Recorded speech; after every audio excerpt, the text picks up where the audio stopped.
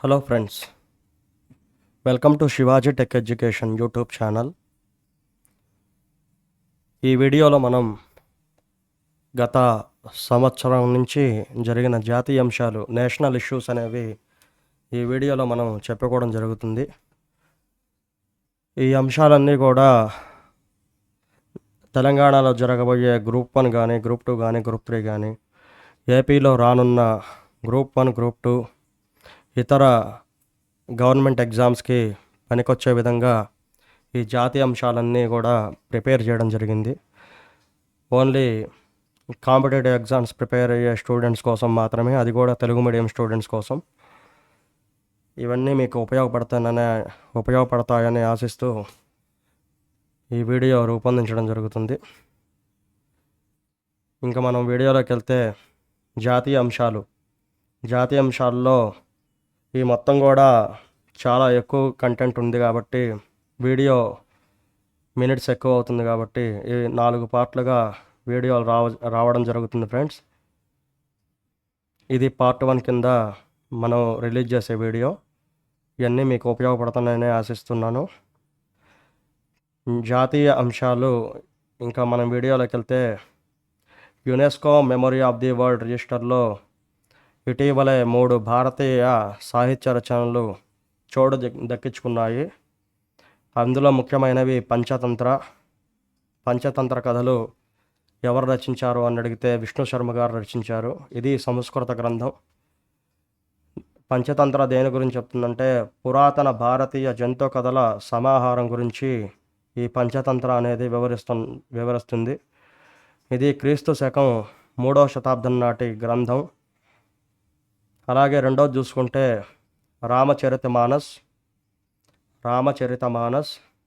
అందరికీ తెలుసు తులసీదాస్ రచించాడని. కానీ ఎన్నో శతాబ్దంలో అని ఒకవేళ ఎగ్జామ్ ఓరియంటేషన్గా అడిగితే 16వ శతాబ్దంలో తులసీదాసు రచించిన గ్రంథం రామచరితమానస్ అని మనం చెప్పుకోవడం జరుగుతుంది.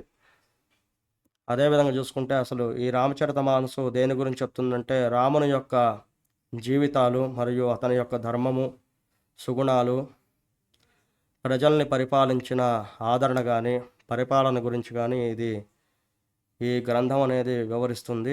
ఇది 16వ శతాబ్దంలో రచించడం జరిగింది. ఇది ఒక సంస్కృత కావ్యం. మూడవది సహృదయ లోకలోచన అనే గ్రంథం జగన్నాథ పండితరాజు 17వ శతాబ్దంలో రచించడం జరిగింది. ఇది ఒక కావ్యశాస్త్రానికి సంబంధించిన సంస్కృత గ్రంథం అన్నమాట. UNESCO memory of the world ప్రోగ్రాంలో భాగంగా ఈ రచనలు ఆసియా పసిఫిక్ ప్రాంతాయ రిజిస్టర్లో నమోదు చేయబడడం జరిగింది. ఈ ప్రోగ్రాం ఎక్కడ జరిగింది ఏంటంటే మంగోలియా రాజధాని అయిన ఉలాన్ బిటార్లో జరిగింది. ఏ తేదీన జరిగిందంటే జనవరి 10వ తేదీన జరగడం జరిగింది ఫ్రెండ్స్. ఇది ఇంపార్టెంట్. మొత్తం కూడా ఇంపార్టెంట్ అయిన మాత్రమే సేకరించి పెట్టడం జరిగింది ఈ వీడియోలో. FSSAI యాక్ట్ 2006 ప్రకారం తల్లి పాలను విక్రయిస్తే కఠిన చర్యలు తీసుకుంటామని ఈ సంస్థ, ఆహార భద్రతా సంస్థ హెచ్చరికలు జారీ చేయడం జరిగింది. ఇలాంటి వ్యక్తులకు తల్లి పాలను శుద్ధి చేసి విక్రయించేందుకు వ్యాపారస్తులకు లైసెన్సులు జారీ చేయవద్దని ఈ సంస్థ కేంద్ర రాష్ట్ర ప్రభుత్వాలకు సూచనలు చేయడం జరిగింది. ఇటీవలే తల్లిపాలను విక్రయిస్తే కఠిన చర్యలు తీసుకుంటామని ఏ దేశం హెచ్చరికలు జారీ చేయడం జరిగింది అంటే భారతదేశం మాత్రమే. భారతదేశం ఈ కేంద్ర రాష్ట్ర ప్రభుత్వాలకు హెచ్చరికలు జారీ చేయడం జరిగింది. అదేవిధంగా మూడవది చూసుకుంటే ప్రధానమంత్రి ఆవాస యోజన కింద గ్రామీణ పట్టణ ప్రాంతాలలో పేదల నివాస అవసరాలు తీర్చడానికి ఈ పథకం కింద మరో 3 కోట్ల ఇళ్ళు నిర్మించాలని కేంద్ర ప్రభుత్వం నిర్ణయించుకుంది. దీనికోసం జూన్ 9వ తేదీన న్యూఢిల్లీలో జరిగిన ఫస్ట్ క్యాబినెట్ సమావేశంలో జూన్ 10న దీనికి ఆమోద ముద్ర వేయడం జరిగింది. అదేవిధంగా చూసుకుంటే 2017 నుంచి ప్రధానమంత్రి ఆవాస యోజన పథకం అమలు చేస్తూ రావడం జరిగింది. గత 10 సంవత్సరాలుగా అర్హులైన పేదలకు సుమారు ఈ నరేంద్ర మోడీ గారి గవర్నమెంట్ సుమారు 2 సార్లు గవర్నమెంట్ వచ్చింది, 2 5 10 కాబట్టి ఈ 10 సంవత్సరాల్లో 4,20,00,000 ఇళ్ళు నిర్మాణం పూర్తి చేసి గ్రామీణ పట్టణ ప్రాంతాల పేదలకు ఈ ఇళ్ళు అనేది అందించడం జరిగింది. Very very important. Citizenship amendment act 2019, పౌరసత్వ సవరణ చట్టం 2019 పాకిస్తాన్, బంగ్లాదేశ్, ఆఫ్ఘనిస్తాన్ దేశాలలో వేధింపులకు గురైన నాన్ ముస్లిమ్స్ కొరకు భారత పౌరసత్వాన్ని చేసే ప్రక్రియను 2019 సంవత్సరంలో భారతీయ జనతా పార్టీ చేపట్టడం జరిగింది. ఇందులో భాగంగా ఈ చట్టం ప్రకారం 2014 డిసెంబర్ 31కి ముందు భారతదేశానికి వచ్చిన నాన్ ముస్లిమ్స్ ఉంటారు కదా, ముస్లిమేతరులు అనగా హిందువులు మరియు క్రిస్టియన్లు మరియు జైనులు, బౌద్ధులు, పార్సీలు, సిక్కులు ఈ పౌరసత్వం తీసుకోవడానికి అర్హులైన కేంద్ర ప్రభుత్వం చెప్పడం జరిగింది. అలాగే ఈ అర్హత 11 నుంచి 5 సంవత్సరాలకు తగ్గించడం జరిగింది. అంటే ఇదివరకు సిటిజన్షిప్లో కనీసం 11 సంవత్సరాలు అనేది ఉండాలి అనేది అర్హతగా నిర్ణయించడం జరిగింది. కానీ ఈ అమెండ్మెంట్ 2019లో 5 సంవత్సరాలు కనీసం ఉండాలని చెప్పి తగ్గించడం జరిగిందనమాట. అంటే ముస్లిమేతరులకు అంటే ముస్లిమ్స్ని వేధించరు కదా, వాళ్ళు ముస్లిం కంట్రీస్లో ముస్లింలను వేధించరు కాబట్టి నాన్ ముస్లిమ్స్కి అనేవి ఈ అమెండ్మెంట్ ద్వారా భారత పౌరసత్వం కల్పించడం జరిగింది. Very very important friends. దేశంలో తగ్గిన నిరుద్యోగిత. ఎన్ఎస్ఎస్ఓ ప్రకారం, అంటే ఎన్ఎస్ఎస్ఓ అంటే నేషనల్ శాంపిల్ సర్వే ఆర్గనైజేషన్ ప్రకారం 2023వ ఆర్థిక సంవత్సరంలో 6.8% ఉన్న నిరుద్యోగ రేటు 2024 జనవరి మరియు మార్చి నెలలో 6.7%, అంటే 6.8కి 6.7కి 1% నమోదైందని వెల్లడించడం జరిగింది. ఇది ఎవరు వెల్లడిస్తారు? ఎన్ఎస్ఎస్ఓ వెల్లడిస్తుంది అనమాట. దేశంలో తగ్గిన నిరుద్యోగత గురించి ఎన్ఎస్ఎస్ఓ వెల్లడించడం జరిగింది. ఎంత శాతం? 1% తగ్గింది దాదాపు. పబ్లిక్ హెల్త్ ఫౌండేషన్ ఆఫ్ ఇండియాకు అంతర్జాతీయ గుర్తింపు లభించడం జరిగింది ఈ మధ్య. దీని గురించి చూసుకుంటే పబ్లిక్ హెల్త్ అకాడమీ ర్యాంకింగ్స్ ఆధారంగా పబ్లిక్ హెల్త్ ఫౌండేషన్ ఆఫ్ ఇండియాకు అంతర్జాతీయంగా 2వ స్థానం లభించడం జరిగింది. మరి ఫస్ట్ ప్లేస్ ఎవరికంటే London school of hygiene and tropical మెడిసిన్కు ఫస్ట్ ప్లేస్ అనేది లభించడం జరిగింది ఫ్రెండ్స్. IRDAI అంటే insurance regulatory and development authority of India, వీరు బీమా విస్తార్ ద్వారా గ్రామీణ ప్రాంతాలలో 1,500 రూపాయలకు హెల్త్ పాలసీని ఇవ్వనున్నట్లు ఇటీవలే ప్రకటించడం జరిగింది. బీమా విస్తార్ అనేది జీవిత మరియు ఆరోగ్య మరియు వ్యక్తిగత ప్రమాదం ఆస్తి బీమాను అందించడం జరుగుతుంది. బీమా విస్తార్లో ప్రీమియమ్స్ ఎలా ఉన్నాయో ఇప్పుడు చూద్దాం. జీవిత బీమా ప్రీమియం ఏమో 820 రూపీస్గా ఉంది. ఆరోగ్య బీమా ఏమో 500 రూపాయలుగా ఉంది. వ్యక్తిగత ప్రమాద బీమా అంటే యాక్సిడెంట్స్ అలాంటివి జరిగినప్పుడు 100 రూపాయల బీమా ప్రీమియంతో ఈ ఇన్సూరెన్స్ పాలసీని తీసుకోవచ్చు. ఆస్తి బీమా ఏమో 80 రూపాయలుగా ఉండడం జరిగింది. బీమా విస్తార్ అనేది బీమా త్రయం, ఇందులో 3 ఉంటాయి అన్నమాట. బీమా విస్తార్లో బీమా త్రయం అనగా బీమా సుగమ్, బీమా విస్తార్, బీమా వాహక్ అనేవి ఈ సింబల్స్ ఆధారంగా మనం గుర్తుపెట్టుకుందాం. IRDA గురించి చూసుకుంటే ఇది ఒక కాన్స్టిట్యూషనల్ బాడీ, చట్టబద్ధ సంస్థ. IRDAI యాక్ట్ 1999 ప్రకారం ఏర్పాటు చేయడం జరిగింది. ఇందులో 10 మంది సభ్యులు ఉంటారు ఫ్రెండ్స్. అందులో ఒక చైర్మన్, 5 మంది పూర్తికాల సభ్యులు, 5 మంది ఏమో తాత్కాలిక సభ్యులు ఇందులో ఉండడం జరుగుతుంది. ఈ IRDAI మెయిన్ హెడ్ క్వార్టర్స్ ఎక్కడ ఉందంటే హైదరాబాద్లో ఉంది. Very important friends. బీమా రంగం, ఇందులో గవర్నమెంట్ FDIs ఉంటాయి కదా, ఫారెన్ డైరెక్ట్ ఇన్వెస్ట్మెంట్స్. బీమా రంగంలో 49% FDIలను ప్రస్తుతం అనుమతించడం జరుగుతుంది. 1950లో భారత ప్రభుత్వం భారతదేశ బీమా రంగాన్ని నేషనలైజ్ చేయడం జరిగింది, జాతీయం చేశారు. Very important. చాయ్ పే మీటింగ్. చాయ్ పే మీటింగ్ అనేది ఎవరెవరి మధ్య జరిగిందంటే మన నరేంద్ర మోడీ గారు మరియు మైక్రోసాఫ్ట్ సహ వ్యవస్థాపకులైన బిల్ గేట్స్తో ఢిల్లీలోని తన అధికారిక భవనంలో మార్చి 29న ఈ మీటింగ్ అనేది జరగడం జరిగింది. ఇందులో సారాంశం మెయిన్ థీమ్ ఏంటంటే ఆధునిక సాంకేతిక పరిజ్ఞానంతో పాటు విద్య మరియు వైద్యం, వ్యవసాయం, వాతావరణం యొక్క మార్పులు, మహిళా సాధికారత, ఆర్టిఫిషియల్ ఇంటెలిజెన్స్, కృత్రిమ మేధ వంటి కీలక అంశాలపై తమ యొక్క అభిప్రాయాలను ఈ మీటింగ్లో పంచుకోవడం జరిగింది.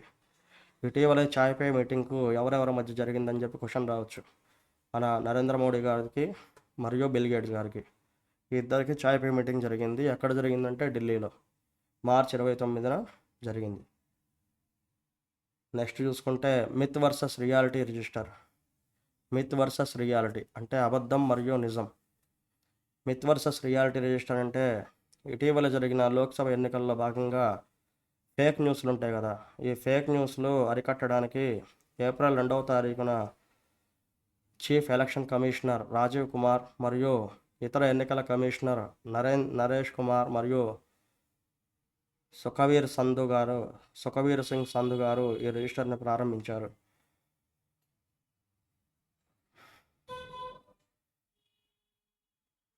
నెక్స్ట్ ప్రజా ఆరోగ్య వ్యయంలో పెరుగుదల. అంటే ఆరోగ్య విషయంలో జనాలు పెరుగుదల వ్యయం ఎక్కువ పెట్టడం జరుగుతుంది. ఇటీవల విడుదలైన నేషనల్ హెల్త్ అకౌంట్స్ డేటా ప్రకారం జీడిపిలో ప్రభుత్వం ఆరోగ్య వ్యయం పెరుగుదల నమోదు చేయడం జరిగింది. ఇది 2014 మరియు 2022 సంవత్సరం వరకు ప్రజా ఆరోగ్య వ్యయం సుమారు 63% పెరుగుదల నమోదు చేయడం జరిగింది. నీతి ఆయోగ్ 2021 రిపోర్ట్ ప్రకారం వైద్యుడు మరియు రోగి యొక్క నిష్పత్తి 1:1100గా ఉంది. అదే పట్టణ ప్రాంతాల్లో అయితే 1:400గా ఉంది. అంటే పట్టణ ప్రాంతాల్లో అయితే 1:400 అంటే చాలా తక్కువ కదా. ఇక్కడ ఎక్కువ ఉంది, ఇక్కడ తక్కువ ఉంది, గుర్తుంచుకోండి. రోగి యొక్క నిష్పత్తి 1:1100, అదే పట్టణ ప్రాంతాల్లో అయితే 1:400. WHO ప్రకారం డాక్టర్ మరియు నర్సు యొక్క నిష్పత్తి 4:1గా ఉండాలని WHO సూచన చేయడం జరిగింది. అంటే డాక్టరు నర్సు నిష్పత్తి అంటే 4 డాక్టర్లు 1 నర్సు, లేదా 1 నర్సు 4 డాక్టర్లుగా ఉండాలని WHO సూచన చేయడం జరిగింది. ప్రస్తుతం భారతదేశంలో డాక్టర్ మరియు నర్సు నిష్పత్తి 1:1గా ఈక్వల్గా ఉందన్నమాట. ఈ ఆరోగ్యం విషయంలో ప్రభుత్వం ఏ చొరవ తీసుకుందంటే పథకాలు ఏమేమి ఉన్నాయంటే ప్రధానమంత్రి జన ఆరోగ్య యోజన ఒకటి ఉంది, నేషనల్ మెడికల్ కమిషన్ ఒకటి ఉంది, నేషనల్ హెల్త్ మిషన్ ద్వారా ఒకటి ఉంది, నేషనల్ డయాలసిస్ ప్రోగ్రామ్ ఒకటి ఉంది, ఆయుష్మాన్ భారత్, జననీ శిశు సంరక్షణ కార్యక్రమం, ఇలా ఎన్నో ప్రభుత్వం యొక్క చొరవ తీసుకోవడం ప్రజారోగ్యం పాల్గొనడం జరిగింది. అదేవిధంగా చూసుకుంటే 11వది సేలా టన్నల్, సేలా సొరంగ మార్గం ఎక్కడుందంటే అరుణాచల్ ప్రదేశ్ తవాంగ్ జిల్లాకు అన్ని వాతావరణ పరిస్థితులకు అనుకూలమైన రోడ్డు అనుసంధానాన్ని ఈ సొరంగ మార్గం కల్పిస్తుంది. దీన్ని మన మోడీ గారు 2024 మార్చి 10న జాతికి అంకితం చేయడం జరిగింది.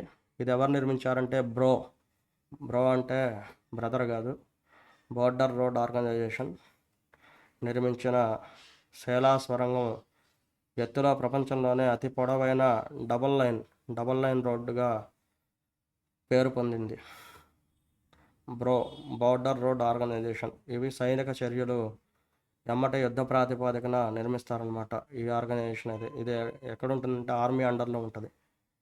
ఈ రోడ్డు అస్సాంలోని తేజ్పూర్ మరియు అరుణాచల్ ప్రదేశ్లోని పశ్చిమ కెమింగ్ జిల్లాలను కలుపుతుంది. సేలా సొరంగం ఏ రోడ్డు మార్గాలను కలుపుతుంది అంటే అస్సాంలోని తేజ్పూర్ ఒకటి, అరుణాచల్ ప్రదేశ్లోని పశ్చిమ కమింగ్ జిల్లాలను కలుపుతుంది.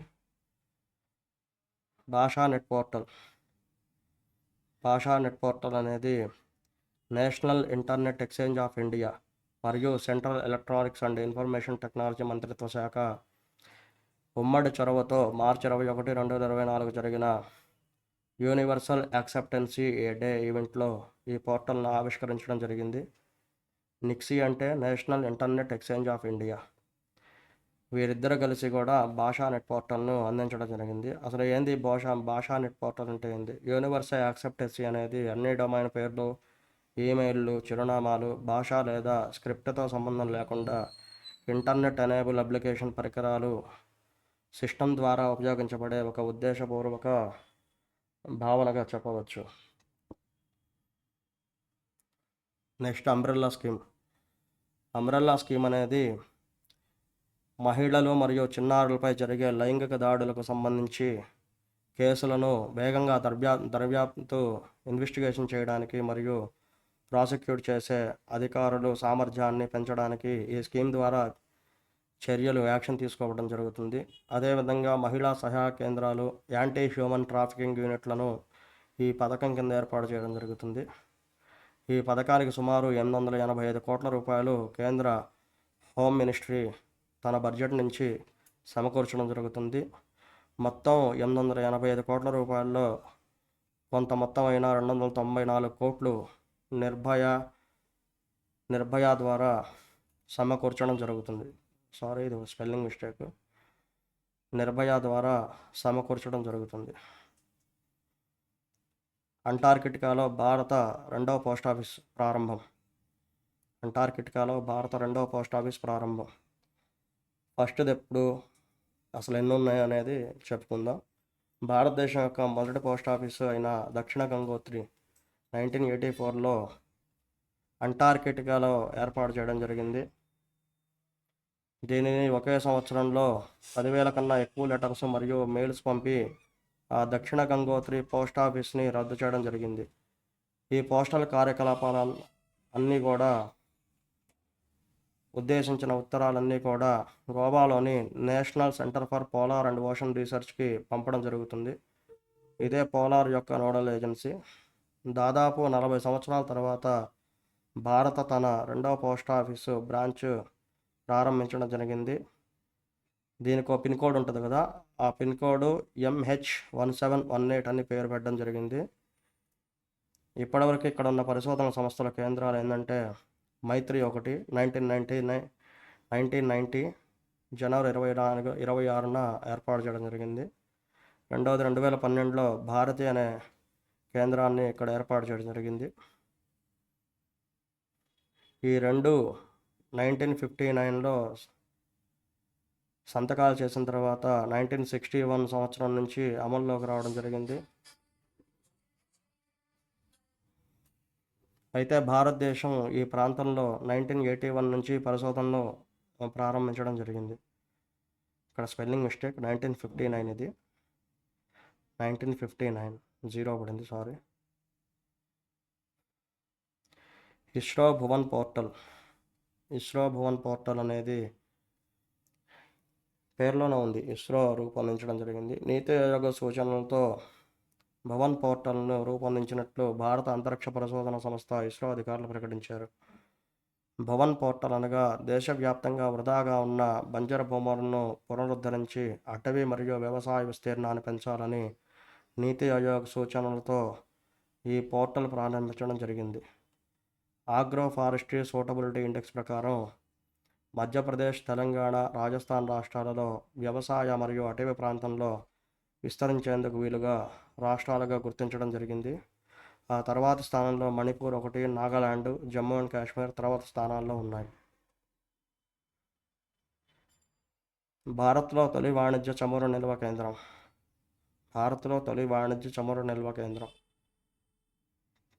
చమురు, ఇది తమరు అనబడింది, సారీ స్పెల్లింగ్ మిస్టేక్. చమురు సరఫరాలో అంతరాయం ఏర్పడినప్పుడు ముందస్తు జాగ్రత్త కోసం భారతదేశం ఏర్పాటు చేసుకోవడం జరుగుతుంది ఈ నిల్వ కేంద్రాలని. ఇందుకోసం Indian strategic petroleum reserve limited అనే ప్రత్యేక సంస్థ నెలకొల్పడం జరిగింది. ఈ సంస్థ దేశంలో పెట్రోలియం నిల్వలు, కేంద్రాల అభివృద్ధి మరియు నిర్వహణ బాధ్యతను చూసుకుంటుంది. ఇప్పటికే మన భారతదేశంలో భూగర్భ వ్యూహాత్మక చమురు నిల్వ కేంద్రాలలో అభివృద్ధి చేయడం జరిగింది ఈ సంస్థ. అవి ఒకటి విశాఖపట్నంలో ఉంది, దాని కెపాసిటీ ఏంటంటే 1.33 మిలియన్ టన్స్ సామర్థ్యం ఉన్నది. రెండోదేమో కర్ణాటక మంగళూరులో 1.5 మిలియన్ టన్నుల సామర్థ్యం గల చమురు నిల్వ కేంద్రాలు ఉన్నాయి. ఇప్పుడేమో కొత్తగా పాడూరు, ఏపీలోని పాడూరు అనే ప్రాంతంలో 215 ఎకరాలు కొనుగోలు చేసి ఎద్దుల ఏర్పాటు చేయడం జరుగుతుంది. దీని యొక్క సామర్థ్యం ఏంటంటే 2.5 మిలియన్ టన్స్. దీని కెపాసిటీ 2.5 మిలియన్ టన్స్. ఎక్కడ ఏర్పాటు చేస్తున్నారంటే మూడవది ఏపీలోని పాడూరు జిల్లా, పాడూరులో ఏర్పాటు చేస్తున్నారు. చక్షు పోర్టల్ ద్వారా అసలు ఏంది చక్షు పోర్టల్ అంటే అనుమానిత మరియు మోసపూరిత ఫోన్ కాల్స్, అంటే స్పామ్ కాల్స్ ఉంటాయి కదా, ఫ్రాడ్ కాల్స్, స్పామ్ కాల్స్, మీకు లాటరీలు తగిలినాయి, మీకు 100 కోట్లు వచ్చినాయి, అది ఇది అని చెప్పి మాట్లాడతారు కదా, వాటిని ఫోన్ కాల్స్ మరియు లాటరీలు మరియు ఉద్యోగ ఆఫర్లతో కూడిన సందేశాలను నివేదించడానికి ప్రభుత్వం సంచార్ సాథీ కింద ఈ పోర్టల్ను మార్చి 4న ఆవిష్కరించడం జరిగింది. ఈ పోర్టల్ మోసపూరిత సమాచారాన్ని ఎన్ఫోర్స్మెంట్ ఏజెన్సీలకు మరియు బ్యాంకులో ఇతర ఆర్థిక ఏజెన్సీలకు చేరవేసి అవి స్పందించేలా ఇమీడియట్గా రెస్పాండ్ అయ్యేలా చేస్తాయి ఈ చక్షు పోర్టల్ ద్వారా. నెక్స్ట్ రిటైల్ డైరెక్ట్ యాప్ ఎవరు రిలీజ్ చేశారంటే ఆర్బీఐ రిలీజ్ చేస్తుంది. గవర్నమెంట్ సెక్యూరిటీలు మరియు మార్కెట్లో రిటైల్లో పాల్గొనేందుకు వీలు కల్పిస్తూ రిటైల్ డైరెక్ట్ మొబైల్ యాప్ను ఆర్బీఐ విడుదల చేసింది. దీని ద్వారా సెక్యూరిటీలను కొన్నవారికి డైరెక్ట్గా ఈ యాప్ ద్వారా లావాదేవీలు, అంటే ట్రాన్సాక్షన్స్ ఈ యాప్ ద్వారా కంటిన్యూ చేయొచ్చు. ఇదే నేపథ్యంలో ఆర్బీఐ గవర్నర్ శక్తికాంత దాస్ గారు మే 28న ముంబైలో జరిగిన ఒక మీటింగ్లో ప్రవాహ్ పోర్టల్ను ఆవిష్కరించడం జరిగింది. దీని ద్వారా ఎవరైనా సరే, ఏ వ్యక్తి అయినా సరే సమస్త నియంత్రణపరమైన అనుమతుల కోసం ఆన్లైన్లో దరఖాస్తు చేసుకోవచ్చు. Thank you friends. ఇది పార్ట్ 1గా రిలీజ్ చేయడం జరుగుతుంది ఈ వీడియో. ఎవరైనా సరే రానున్న గ్రూప్ 1, గ్రూప్ 2 పరీక్షలో కానీ, తెలంగాణ గ్రూప్ 1, గ్రూప్ 2 పరీక్షలో కానీ పార్టిసిపేట్ చేసేవాళ్ళు నేషనల్ అండ్ ఇంటర్నేషనల్ ఇష్యూస్ మరియు రీజనల్ ఇష్యూస్, అంటే ప్రాంతీయ అంశాలు మీద పట్టు సాధించాలంటే కొన్ని ముఖ్యమైన కరెంట్ అఫైర్స్ మనం అనేది చదవాలి. ఆ కరెంట్ అఫైర్స్ ఇందులో కొన్ని ఉన్నాయి, అవి మీకు ఉపయోగపడతాయని అనుకుంటున్నాను. Thank you friends. ఇవి 4 పార్ట్లుగా విడుదలవుతుంది వీడియో. జాతీయ అంశాలకు సంబంధించి ఇంటర్నేషనల్ ఇష్యూస్, ప్రాంతీయ అంశాలు మళ్ళీ మనం సపరేట్ వీడియో చేద్దాం.